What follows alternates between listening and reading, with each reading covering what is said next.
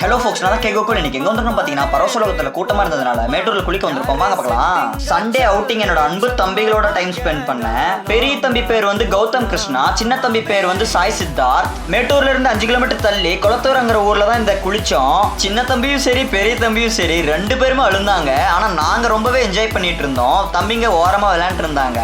தண்ணி அதிகமாவும் போகல, ஆழம் கம்மியா தான் இருந்துச்சு. நீங்க ஃபேமிலியோட போய் நல்லா என்ஜாய் பண்ற ஸ்பாட். குளியலுக்கு அப்புறம் என்ன மீன் தானே, அது சாப்பிட தான் நாங்களும் போனோம். டைம் போனதே தெரியல 2 தம்பிங்களால.